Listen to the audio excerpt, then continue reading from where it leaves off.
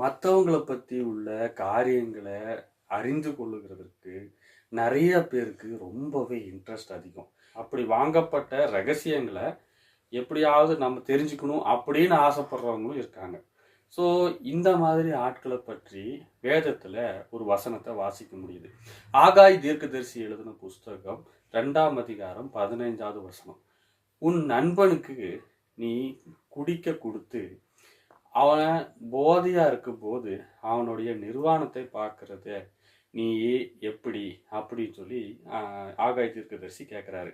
So இதில் அப்படி இந்த வசனத்துக்கும் நீங்கள் சொல்கிறதுக்கும் என்ன பிரதர் சம்பந்தம் அப்படின்னு கேட்டிங்கன்னா, நம்ம யாருக்குமே குடிக்க வாங்கி கொடுக்கறது இல்லை. பட் நம்மளுடைய பேச்சு மற்றவங்களை மயக்குகிறதா இருக்குது. குடிக்கிறவங்களுக்கும் அந்த ஒரு மயக்க நிலை ஏற்படுது. அதனால தான் நிறைய பேர் குடியாரங்களா இருக்காங்க. அதே மாதிரி நம்மளுடைய பேச்சினால மற்றவங்களை வசியப்படுத்தி இல்லைன்னா மயக்கத்தை ஏற்படுத்தி அவங்க அசந்திருக்கிற நேரத்துல தான் நம்ம அவங்களுடைய உள்ளான மனதில் இருக்கிற பல ரகசியங்களை கறக்குறோம். அந்த கறக்கிற ரகசியங்களை நம்ம வெளிப்படையா 4 பேருக்கு சொல்றோம்.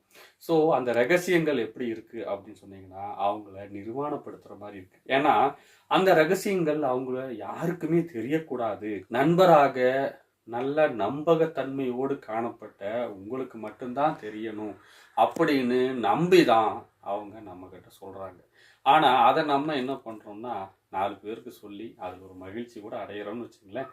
ஸோ இதனால என்ன பிரதர் பிரச்சனை, இதெல்லாம் ஒரு ஜாலிக்கு பண்றது அப்படின்னு நிறைய பேர் இன்னைக்கு சொல்றவங்க இருக்காங்க. ஸோ இந்த மாதிரி செய்யறவங்களுக்கு என்ன நடக்கும் அப்படின்னு அதற்கு அடுத்த வசனத்திலேயே ஆண்டவர் சொல்றாரு.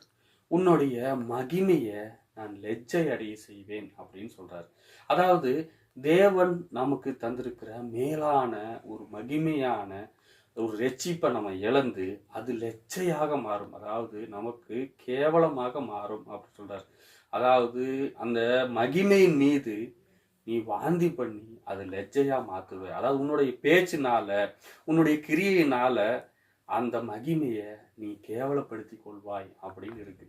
இது மற்றவர்களை கேலி செய்யறதாக இருக்கட்டும், மற்றவர்களை நம்ம கொஞ்சம் டவுன் பண்றதாக இருக்கட்டும், இல்லைன்னா மற்றவர்களுடைய குறைகளை நம்ம எடுத்துக்காட்டி 4 பேரை சிரிக்க வைக்கிறதாகட்டும். ஆனா அந்த குறிப்பிட்ட சம்பவத்தோடு தொடர்புடைய அந்த நபருக்கு வெளியோட்டமாய் அவர் வேற வழி இல்லாம சிரிக்கலாம், ஆனால் உள் மனசுல அவருக்கு ஒரு துக்கம் கண்டிப்பா இருக்கும். அந்த துக்கத்தை ஆண்டவர் பார்க்கிறாரு.